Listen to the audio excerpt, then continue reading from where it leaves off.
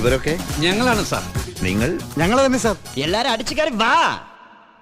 നമ്മൾ പറഞ്ഞ പോലെ തമിഴ്നാട് തന്നെ വെള്ളം വേണം. അതിന് വേണ്ടിയിട്ടാണ് ഈ ഡാം ഒറിജിനൽ ഉണ്ടാക്കിയത് തന്നെ. അതെ, കേരളത്തിലെ ജനങ്ങൾക്ക് പ്രത്യേകിച്ച് യാതൊരു പ്രയോജനവും ഇല്ലാത്തൊരു ഡാമാണ് മുല്ലപ്പെരിയാർ എന്നുള്ള സത്യം എല്ലാവരും തന്നെ മനസ്സിലാക്കണം.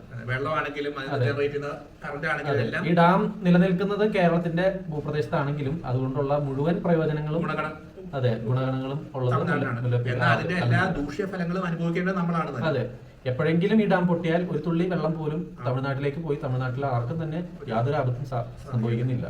മുഴുവൻ നമുക്ക് ഇത്രയും റിസ്ക് ഉള്ളപ്പോൾ സ്വാഭാവികമായിട്ടും നമ്മൾ ഇങ്ങനെ ആകുലരാകുന്നതിനെ പറ്റി തമിഴ്നാട് കൺസേൺ ആവുന്നതിൽ കാര്യമില്ലല്ലോ. അവര് അതെ, തമിഴ്നാട്ടുകാർ ശരിക്കും നമ്മളുടെ ജീവനെ പറ്റി യാതൊരു ഒട്ടും തന്നെ ചിന്തിക്കുന്നില്ല എന്നുള്ളതാണ്. അവരുടെ ജീവിതം അവർക്ക് വലുതാണെന്ന് പറഞ്ഞ പോലെ നമ്മളുടെ ജീവൻ നമുക്കും വലുതാണ്.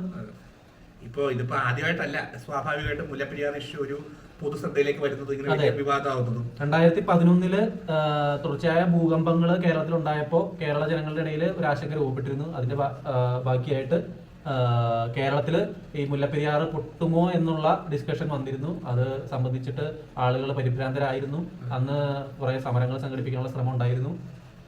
അതിനുശേഷം അത് രാഷ്ട്രീയമായ ഇടപെടലുകൾ മൂലം അത് രാഷ്ട്രീയവൽക്കരിക്കപ്പെടുകയും അത് പിന്നീട് എങ്ങും എത്താത്ത രീതിയിൽ ഈ പറഞ്ഞ പോലെ ചങ്ങലയും കണ്ണിയൊക്കെ വലിച്ച് അതൊക്കെ താഴോട്ട് പോയി എന്നുള്ളതാണ്. രാഷ്ട്രീയവൽക്കരിച്ച് അതെല്ലാം നശിപ്പിച്ചു എന്നുള്ളതാണ്. ആൾക്കാരുടെ ജീവനേക്കാളും വില ഇവിടുത്തെ രാഷ്ട്രീയക്കാർക്ക് രാഷ്ട്രീയം കളിക്കുന്നതിലാണ്. ഇപ്പൊ ഈ വയനാടിന്റെ ദുരന്തത്തിന്റെ പശ്ചാത്തലത്തിലാണ് ഇപ്പോൾ ഒരു റിന്യൂഡ് ഇൻട്രസ്റ്റ്. ആളുകള് ടി വി ചാനലുകളിലൂടെയും യൂട്യൂബിലൂടെയൊക്കെ വയനാട് ദുരന്തത്തിലെ ആൾക്കാർക്ക് സംഭവിച്ചിട്ടുള്ള ദുരന്തം നേരിട്ട് കണ്ടു എന്നുള്ളതാണ്. അതിന്റെ വിഷ്വൽസ്, അതിന്റെ ആഫ്റ്റർ എന്താ പറയാ വ്യൂസ് എല്ലാം കണ്ടപ്പോഴത്തേക്ക് ആളുകൾക്ക് മനസ്സിലായി ഒരു ചെറിയ ഒരു ഉരുൾപൊട്ടൽ വന്നാൽ പോലും എത്രത്തോളം വലിയ ഡാമേജ് ആണ് അത് ഉണ്ടാക്കുക അതെ എന്നുള്ളത് ആളുകൾക്ക് മനസ്സിലായി. അപ്പോഴാണ് ആളുകൾ ചിന്തിക്കുന്നത്, അയ്യോ അപ്പോൾ ചെറിയൊരു ഉരുൾപൊട്ടൽ വന്നപ്പോൾ ഇത്ര ഉണ്ടായെങ്കിൽ ഒരു വലിയ ഡാം, ഇത്ര ഉയരത്തിൽ നിൽക്കുന്ന ഒരു ഡാം പൊട്ടി വലിച്ചു വന്നു കഴിഞ്ഞാൽ എന്താ സംഭവിക്കാന്നുള്ളതിനെ പറ്റി ആൾക്കാർക്ക് ഒരു ചിന്ത വീണ്ടും വന്നു എന്നുള്ളതാണ്. പക്ഷെ അപ്പൊ ഈ അവസരം തീർച്ചയായിട്ടും അതായത് സംഭവിക്കാറുള്ളത് ഇങ്ങനെ ഒരു ദുരന്തം വരുമ്പോൾ അല്ലെങ്കിൽ മഴ പെയ്യുമ്പോൾ ആളുകൾ അതിനെപ്പറ്റി ഒക്കെ മീഡിയക്കാരത് പറയും. ഇപ്പൊ ജസ്റ്റിസ് ഹേമ കമ്മീഷൻ റിപ്പോർട്ട് വന്നിട്ടുണ്ട്. ഇപ്പൊ ഈ മാധ്യമങ്ങൾ അതിന് പറയുമായിരിക്കും. ആളുകള് അതെ, മാധ്യമങ്ങൾക്ക് അത്രേ ഉള്ളൂ. പക്ഷെ എല്ലാ വർഷവും മഴക്കാലം എത്തുമ്പോഴാണ് ഈ വിഷയം തലപൊക്കി ഇങ്ങനെ വരുന്നത്. നമുക്ക് നമ്മുടെ ജീവനും സ്വത്തിന് ഏറ്റവും കൂടുതൽ ത്രെറ്റ് ആയിട്ട് നിൽക്കുന്ന ഒരു ഇഷ്യൂ ആയതുകൊണ്ട് തന്നെ ഏറ്റവും ഇത് മഴയത്ത് മാത്രമേ മുല്ലപ്പെരിയാർ ഡാം പൊട്ടുള്ളൂ ഓരോടത്തും നിർബന്ധമില്ല. ഭൂചലനം എപ്പോ വേണമെങ്കിലും ഉണ്ടാവും. മഴക്കാലത്തും ഉണ്ടാവാം, വേനൽക്കാലത്തും ഉണ്ടാവും. എപ്പോ വേണമെങ്കിലും ഡാം പൊട്ടാം. പ്രത്യേകിച്ച് ഇത്രയും പഴക്കമുള്ള ഡാം ആകുമ്പോൾ നമ്മൾ പൊട്ടും എന്ന് കരുതി തന്നെ വേണം കാര്യങ്ങൾ ചിന്തിക്കാനായിട്ട്. ഇനി വലിയ മഴയോ വെള്ളപ്പൊക്കൊന്നും വരേണ്ട കാര്യത്തിന് ഒരു ഭൂചലനം വന്നാൽ തന്നെ അത് അസ്ഥിരമാകാവുന്ന നിലയിലാണ് ഡാം ഉള്ളത്. ഈ ക്ലൗഡ് ബേഴ്സ്റ്റ് അല്ലെങ്കിൽ മേഘ വിസ്ഫോടനം എന്ന് പറയുന്ന കാര്യം ഉണ്ടായാല് ഒരുപാട് എന്താ പറയാ വലിയ മേഘങ്ങള് പെട്ടെന്ന് മഴയായിട്ട് മാറിക്കഴിഞ്ഞാല് ഈ ഡാമിനകത്ത് വെള്ളം ഒരുപാട് വരികയും അത് ചിലപ്പോൾ ഓവർഫ്ലോ ആയി കഴിഞ്ഞാൽ നേരത്തെ പറഞ്ഞതുപോലെ ഡാമിന്റെ അടിയിലെ കല്ലുകൾക്ക് സ്ഥാനചലനം സംഭവിച്ച് ഡാം തന്നെ തകരാനുള്ള ഒരു സാധ്യതയുണ്ട്. ഭൂകമ്പം തന്നെ വരണമെന്നില്ല, മേഘവിസ്ഫോടനം സംഭവിച്ചാലും ഡാം തകരാം. ഇതിനിപ്പോ സൊല്യൂഷൻസ് എന്താ ഉള്ളത്? ഇതിന്റെ പരിഹാരങ്ങളായിട്ട് പലരും പല കാലഘട്ടത്തിലും പല സൊല്യൂഷൻസും പറഞ്ഞു. അതിനകത്ത് ഇപ്പോൾ കേരള ഗവൺമെന്റ് പുതിയ ഡാം എന്നാണ് തങ്ങളുടെ നിലപാടെന്നാണ് ഇപ്പോൾ പ്രഖ്യാപിച്ചിരിക്കുന്നത്. പക്ഷെ അതിനോട് എതിർപ്പുള്ള ഒരുപാട് ആളുകൾ ഈ കേരളത്തിൽ തന്നെ ഉണ്ട്. പ്രത്യേകിച്ച് അഡ്വക്കേറ്റ് റസൽ ജോയ് ഇതിന്റെ ചുക്കാൻ പിടിക്കുന്ന ആളെന്നുള്ള നിലയ്ക്ക് പുള്ളിയുടെ അഭിപ്രായ പ്രകാരം പുള്ളി പറയുന്നത് പുതിയൊരു ഡാമിന് സ്കോപ്പ് ഇല്ല, പുതിയൊരു ഡാമിന്റെ ആവശ്യമില്ല, പുതിയ ഡാം പണിയുകയാണെങ്കിൽ തന്നെ അത് കേരളം പണിയേണ്ട കാര്യമില്ല എന്നുള്ളതാണ്. കാരണം കേരളത്തിന് ഇതുകൊണ്ട് യാതൊരു പ്രയോജനവും ഇല്ല എന്ന് മാത്രമല്ല ഇത് കരാറിന് കൊടുത്ത് പാട്ടക്കരാറിന് കൊടുത്ത് തമിഴ്നാട്ടിൽ നിന്ന് ആകപ്പാടെ 10 ലക്ഷം രൂപയാണ് ഒരു വർഷത്തേക്ക് ഇതിന്റെ കരാറ് തുകയായിട്ട് രേഖപ്പെടുത്തി വെച്ചിരിക്കുന്നത്. അതെ, അതെല്ലാം എന്താ പറയാ വളരെ വ്യക്തമായിട്ടുള്ള അഴിമതിയുടെ ലക്ഷണങ്ങളാണ്. ഇത് കേരളത്തിന് തമിഴ്നാട്ടിനെ കൊണ്ട് പ്രയോജനം ഇല്ലാഞ്ഞിട്ടല്ല, പക്ഷെ കേരളത്തില് ജനങ്ങളുണ്ടെങ്കിലല്ലേ ഈ പ്രയോജനം എടുക്കാൻ ആരെങ്കിലും ഉണ്ടാവുള്ളൂ. എല്ലാവരും മരിച്ചു പോയി കഴിഞ്ഞാൽ പിന്നെ കേരളത്തിന് തമിഴ്നാട്ടിനെ കൊണ്ട് പ്രയോജനം ഉണ്ടെന്ന് പറഞ്ഞിട്ട് വല്ല പ്രയോജനം ഉണ്ടോ? അപ്പോൾ ഇത് രണ്ട് സംസ്ഥാന സർക്കാരുകളും തമ്മിലൊരു പരസ്പരം ഒരു മ്യൂച്വൽ ചർച്ച വഴി പരിഹരിക്കേണ്ട വിഷയമാണ്.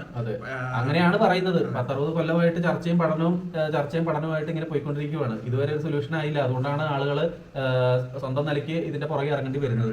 റോഷി അഗസ്റ്റിൻ കേരളത്തിന്റെ ജലവിഭവ വകുപ്പ് മന്ത്രി, പുള്ളി പറയുന്നത് ഇപ്പോഴും പുതിയ ഡാമാണ് കേരള സർക്കാർ മുന്നോട്ട് വയ്ക്കുന്ന ആശയം എന്നാണ് പറയുന്നത്. ഇപ്പോഴും തമിഴ്നാടിന് ഏതെങ്കിലും രീതിയിൽ വെള്ളം എത്തിച്ചാൽ മതി എന്നുള്ള ഒരു ആശയത്തിലേക്ക് എത്താനായിട്ട് അവർക്ക് സാധിക്കുന്നില്ല. ഡാം തന്നെ പണിയണം എന്ന് എന്തുകൊണ്ടാണ് നിർബന്ധം പിടിക്കുന്നു. അതെ, ഇനി ഡാം പണിതിട്ട് വേണം അതിൽ നിന്നുണ്ടാവുന്ന കോടികൾ അഴിമതി നടത്തി രാഷ്ട്രീയക്കാർക്ക് തന്നെ സ്വന്തമാക്കാനായിട്ട്. അതിന്റെ ആവശ്യമില്ല. കാരണം ഡാം പണിയണമെങ്കിൽ 8 മുതൽ 10 വർഷം വരെ എടുക്കും. അതെ, അതിനുള്ളിൽ എന്തെങ്കിലും സംഭവിച്ചാൽ ആര് ഉത്തരവാദിത്വം പറയും? ഒരു കോടതി വിധി ഇങ്ങനെ വന്നാൽ പോലും കോടതി പറയും ഇതിന് ഉത്തരം. അപ്പോൾ സർക്കാർ പറയും ഞങ്ങൾ ചെയ്യാനുള്ള പറ്റുന്നൊക്കെ ചെയ്യാൻ നോക്കി, ഡാം പണിയാൻ നോക്കിയില്ലേ, അതിന് പൊട്ടിയത് ഞങ്ങൾക്ക് എന്ത് ചെയ്യാം. അതെ, ഇങ്ങനെ എന്തെങ്കിലും സംഭവിച്ചു കഴിഞ്ഞാൽ ആരും തന്നെ അതിന്റെ ഉത്തരവാദിത്വം ഏറ്റെടുക്കാൻ പോകുന്നില്ല. ഈ ഡാം പൊട്ടുന്നതിന് അഗെയിൻസ്റ്റ് ആയിട്ട് ഇപ്പൊ കോടതി പറയുന്നു ഡാം സ്ട്രോങ് ആണ്. കോടതിക്ക് വിദഗ്ധരുടെ അഭിപ്രായം മാനിച്ചിട്ടാണ് ഇതെല്ലാം പറയുന്നത്. അപ്പൊ ഈ കോടതി ഇങ്ങനെ ഒരു വിധി പുറപ്പെടുവിക്കുമ്പോൾ ഈ ഡാം പൊട്ടുന്നതിനെതിരായിട്ടൊരു ഇൻഷുറൻസ് ഏതെങ്കിലും ഒരു കമ്പനിക്ക് ഏറ്റെടുക്കാൻ സാധിക്കുമോ എന്ന് ചോദിക്കാൻ പറ്റുമോ? കാരണം നമ്മൾ നാച്ചുറൽ കലാമിറ്റീസ് എല്ലാം ഇതുപോലത്തെ ഇൻഷുറൻസ് കമ്പനികളാണ് കവറേജ് ചെയ്യാറ്. ഇപ്പോൾ ഒരു വണ്ടി എടുത്തു കഴിഞ്ഞാൽ വണ്ടിക്ക് ഒരു വെള്ളപ്പൊക്കത്തിലോ അല്ലെങ്കിൽ എന്തെങ്കിലും ഉരുൾപൊട്ടലിലോ ഒക്കെ സംഭവിച്ചു കഴിഞ്ഞാൽ അതിന്റെ കവറേജ് കൊടുക്കുന്ന ഇൻഷുറൻസ് കമ്പനികളാണ്. പക്ഷേ ഇങ്ങനെ ഒരു ഡാം പൊട്ടി ഒരു 35-50 ലക്ഷം പേര് ഇവിടെ കേരളത്തിൽ മരിക്കും എന്നുണ്ടെങ്കിൽ ഡാം പൊട്ടില്ല, ഡാം വളരെ സ്ട്രോങ് ആണെന്ന് പറയുന്ന ആളുകൾ ഒരു ഇൻഷുറൻസ് കമ്പനി ഇത് ഏൽപ്പിക്കും. കാരണം അവർക്ക് ഉറപ്പാണല്ലോ ഇത് പൊട്ടില്ല എന്നുള്ളത്. അപ്പൊ ഇൻഷുറൻസ് കമ്പനിയുടെ ആളുകൾ വന്നിട്ട് ഇത് പഠിക്കട്ടെ, ഇത് പൊട്ടുമില്ലേ എന്നുള്ളത്. അതെ, അപ്പൊ അറിയാം നമുക്ക് ഇത് പൊട്ടുമില്ലേ എന്നുള്ളത്. ഒരിക്കലും ഒരു കമ്പനിയും ഇങ്ങനെ ഒരു ഉറപ്പായിട്ടും പൊട്ടു എന്നുള്ളൊരു സാധനത്തിന്റെ ഇൻഷുറൻസ് എടുക്കാൻ പോകുന്നില്ല. ഇപ്പൊ പൊട്ടുവോ പിന്നെ പൊട്ടുവോ എന്നുള്ളതല്ല വിഷയം. ഇത്രയും വർഷമായി. അപ്പൊ അതിനൊരു ആളുകളുടെ ആശങ്കയ്ക്ക് അടിസ്ഥാനം ഉണ്ടെന്ന് മനസ്സിലാക്കി അതിനൊരു പരിഹാരം കാണുക. ഇത്രയും ആളുകൾ വോട്ട് ചെയ്തിട്ടാണ് ഈ ഗവൺമെന്റ് അധികാരത്തിൽ വന്നിരിക്കുന്നത്. അപ്പൊ ഗവൺമെന്റിനും ഈ പറഞ്ഞ രാഷ്ട്രീയക്കാർക്കും അധികാരമുള്ളവർക്കും ഇല്ലാത്തവർക്കും ഒക്കെ ഇതിനകത്ത് ഉത്തരവാദിത്വം ഉണ്ട്. അതെ, ജനങ്ങളുടെ ആശങ്ക എന്ന് പറഞ്ഞാൽ ജീവഭയമാണ്. ജീവൻ ഉണ്ടാവോ ഇല്ലേ എന്നുള്ള ഭയമാണ്. അത് ഏറ്റവും ബേസിക് ആയിട്ടുള്ള ഭയമാണ്. അതിനൊരു പരിഹാരം കാണാൻ പറ്റില്ലെങ്കിൽ പിന്നെ ഇവര് രാഷ്ട്രീയക്കാരാണെന്ന് പറഞ്ഞു നടക്കുന്നതിൽ പോലും പ്രത്യേകിച്ച് അർത്ഥമില്ല എന്നുള്ളതാണ്. ഇവിടെ സാധാരണപ്പെട്ട ആളുകളുടെ ജീവന സ്വത്തിന് സംരക്ഷണം നൽകാനാണ് സർക്കാരുള്ളത്. അപ്പൊ അതില് അടിസ്ഥാനപരമായിട്ടുള്ള കാര്യം പോലും ചെയ്യാൻ പറ്റില്ലെങ്കിൽ പിന്നെ സർക്കാർ കൊണ്ട് എന്ത് ഉപകാരം? കുറച്ച് അഴിമതി ചെയ്യാന്നല്ലാതെ. സർക്കാർ അവർക്ക് വേണ്ട കീശകൾ അഴിമതി ചെയ്ത് കാശ് ഉണ്ടാക്കാനുള്ള പരിപാടി അവർ നോക്കുന്നുണ്ട്. പൊതുജനങ്ങൾക്ക് എന്തെങ്കിലും ഉപകാരം വേണ്ടേ? 2014 സുപ്രീം കോടതി വിധി പ്രകാരമാണ് തമിഴ്നാടിന് 142 അടിയായിട്ട് ജലനിരപ്പ് ഉയർത്താനുള്ള അനുമതി കിട്ടിയത്. സുപ്രീം കോടതി ഇങ്ങനെ ജലനിരപ്പ് ഉയർത്താനും താഴ്ത്താനും തമിഴ്നാടിന് അധികാരം കൊടുക്കുന്നതിന് മുമ്പ് ഈ ഡാം കംപ്ലീറ്റ്ലി സേഫ് ആണെന്ന് ഉള്ളത് ജനങ്ങൾക്ക് ഉറപ്പ് കിട്ടുന്ന രീതിയിൽ എന്തെങ്കിലും ഒരു നടപടി ചെയ്യണം എന്നാണ് ഞങ്ങൾക്ക് പറയാനുള്ളത്. ഇപ്പൊ വേറെ ഈ യുദ്ധകാലാടിസ്ഥാനത്തിൽ എമർജൻസി ബേസിൽ പെട്ടെന്ന് ചെയ്യാൻ പറ്റുന്ന വേറെ ഒരുപാട് പോംവഴികളുണ്ടല്ലോ. ഇപ്പൊ അഡ്വക്കേറ്റ് സഞ്ജോയ് പറയുന്ന പോലെ ഒരു ടണൽ വഴി വേണമെങ്കിൽ വെള്ളം നമുക്ക് തമിഴ്നാട്ടിലേക്ക് എത്തിക്കാം. ആ വെള്ളം അവർ അവിടെ സ്റ്റോർ ചെയ്യുകയോ ഉപയോഗിക്കുകയോ എന്ത് വേണമെങ്കിലും ചെയ്തോട്ടെ. അവർക്ക് അത് ഇഷ്ടമുള്ളതുപോലെ ചെയ്യാലോ. അപ്പൊ അവർക്ക് വെള്ളം കിട്ടാത്ത പ്രശ്നം വരുന്നില്ല. ഇവിടെ ഒരു നിക്ഷിപ്ത താല്പര്യം ഉണ്ടെന്ന് പറയുന്ന പോലെയാണ്. ഇപ്പോൾ ഉള്ള ഡാം പോയാലും പുതിയൊരു ഡാം വേണം. അത് ഇവിടെ തന്നെ ഉണ്ടാക്കണം. വ്യക്തമാണ്. ഇവിടുത്തെ രാഷ്ട്രീയക്കാർക്ക് തന്നെ അതൊരു പ്രത്യേക താല്പര്യം ഉണ്ടെന്നുള്ളത്. പിന്നെ ഒന്ന് ആലോചിക്കണം, മലയാളികൾ ഇത് തിരിച്ചറിയണം. ഈ രാഷ്ട്രീയക്കാർക്കാണ് നമ്മൾ ഓരോ പ്രാവശ്യം മാറി മാറി വോട്ട് കുത്തിക്കൊണ്ടിരിക്കുന്നത്. നമ്മുടെ ജീവന് പുല്ല് വിലയാണ് അവർ കൽപ്പിക്കുന്നത് എന്നുള്ളതാണ്. അതിപ്പോ ഏത് രാഷ്ട്രീയ പാർട്ടി ആണെങ്കിലും അങ്ങനെ തന്നെ, ഇടതാണെങ്കിലും വലതാണെങ്കിലും എല്ലാവരും ഇങ്ങനെ തന്നെ. അതാണ് ഇതിനകത്ത് ഏറ്റവും വലിയ ഒരു ദുഃഖകരമായിട്ടുള്ള വസ്തുത. അപ്പോൾ ഞങ്ങൾക്ക് പറയാനുള്ളത് ഇത്രയേ ഉള്ളൂ. ഇപ്പോൾ ഓൾറെഡി ജസ്റ്റിസ് ഹേമ കമ്മീഷൻ റിപ്പോർട്ടിന്റെ വിധി പുറത്തു വന്നു. അപ്പൊ ആളുകൾക്ക് മാധ്യമങ്ങൾ അതിന്റെ പുറകെ പോയി. ഒരു അടുത്ത ട്രെൻഡിങ് ന്യൂസ് വരുമ്പോൾ അതിന്റെ പുറകെ പോകും. പക്ഷെ എല്ലാ പ്രാവശ്യം സംഭവിക്കുന്ന പോലെ ഇത്രയും ആളുകൾ ഏറ്റെടുത്തത് ഇനി ഇത് വിട്ട് കളയാതിരിക്കുക എന്നുള്ള നമ്മുടെ ഉത്തരവാദിത്തമാണ്. അതെ, നമ്മൾ മനസ്സിലാക്കേണ്ട ഒരു കാര്യം, ഇവിടെ സിനിമ എന്ന് പറയുന്ന വ്യവസായം ഇല്ലെങ്കിലും നമുക്കൊന്നും സംഭവിക്കാൻ പോകുന്നില്ല. പക്ഷെ ഇവിടുത്തെ ആളുകളുടെ ജീവന് ഭീഷണിയായിട്ട് നിൽക്കുന്ന മുല്ലപ്പെരിയാർ ഡാം അതൊരു വലിയ വിഷയം തന്നെയാണ്. അതിനെ നമ്മൾ ശ്രദ്ധ കൊടുക്കേണ്ടത്. അല്ലാതെ ഇവിടെ സിനിമ ഉണ്ടെങ്കിലും ഇല്ലെങ്കിലും സിനിമാക്കാർക്ക് കോടികൾ വരുമാനം ഉണ്ടാക്കാം എന്നല്ലാതെ നമ്മുടെ കയ്യിൽ നിന്ന് കുറച്ച് കാശ് പോകും സിനിമ കാണാൻ എന്നല്ലാതെ നമുക്ക് അതുകൊണ്ട് ഒരു പ്രയോജനമില്ല. നമുക്ക് പ്രയോജനം ഉണ്ടാവണമെങ്കിൽ നമ്മൾ ജീവിച്ചിരിക്കണം. നമ്മൾ ജീവിച്ചിരിക്കണമെങ്കിൽ ഈ ഡാമിന്റെ കാര്യത്തിൽ എന്തെങ്കിലും ഒരു തീരുമാനം വേണം. അതിന് നമ്മൾ ഓരോ പുതിയ വിഷയം വരുമ്പോഴും അതിന്റെ പുറകെ പോയിക്കൊണ്ടിരുന്ന ഇത് നടക്കില്ല. മഴ വരുമ്പോ മാത്രം ഇതിന് ശ്രദ്ധ കൊടുക്കുക. മഴ പോയി കഴിയുമ്പോൾ മുല്ലപ്പെരിയാറിന്റെ കാര്യം സേഫ് ആണെന്ന് വിചാരിക്കുക. ഇതൊന്നും നമ്മളുടെ ജീവന ഭീഷണിയാവുന്ന മുല്ലപ്പെരിയാറിന്റെ കാര്യത്തിൽ നമ്മൾ ഇങ്ങനെയല്ല ഒരു നിലപാട് സ്വീകരിക്കേണ്ടത്. മഴ വരണമെന്നില്ല, ചെറിയൊരു ഭൂചലനം ഉണ്ടായാൽ മതി. ഡാമിന് ഒരു വ്യത്യാസമില്ല. ഭൂചലനമാണെങ്കിലും ഉരുൾപൊട്ടലാണെങ്കിലും മഴയാണെങ്കിലും ഒന്ന് പൊട്ടാനുള്ളതാണെങ്കിൽ ഡാം പൊട്ടും. അനുഭവിക്കേണ്ട മൊത്തം നമ്മളാണ്.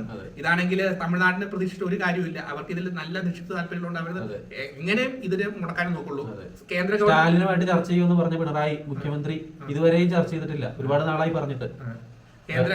മന്ത്രി ഇപ്പൊ പറയുന്നത് ഡാം വളരെ സുരക്ഷിതമാണ്, അതിപ്പോ എങ്ങും പൊട്ടില്ല എന്നുള്ള രീതിയിലാണ് മന്ത്രി ഇപ്പൊ പറയുന്നത്.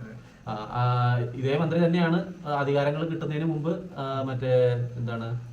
മനുഷ്യ ചങ്ങല തീർത്തതും ഡാം വളരെ അപകടാവസ്ഥയിലാണെന്നൊക്കെ പറഞ്ഞതും ഇതേ മന്ത്രി തന്നെയാണ്. മന്ത്രി ആയിരുന്നില്ലെന്ന് മാത്രം ആ സമയത്ത്. കേന്ദ്ര ഗവൺമെന്റിന്റെ ഭാഗത്തുനിന്നും ഒന്നും പ്രതീക്ഷിച്ചിട്ട് കാര്യമില്ല. തമിഴ്നാടിനാണ് കൂടുതൽ പൊട്ടൻഷ്യൽ ഉള്ളത്. കൂടുതൽ വോട്ടും കൂടുതൽ ഇൻഫ്ലുവൻസും ഫിനാൻഷ്യലും എല്ലാം തമിഴ്നാടിനാണ്. കേരളത്തിന് സഹായിച്ചിട്ട് അവർക്ക് പ്രത്യേകിച്ച് ഒന്നും കിട്ടാനില്ല. അവരൊന്നും തരാനും പോകുന്നില്ല.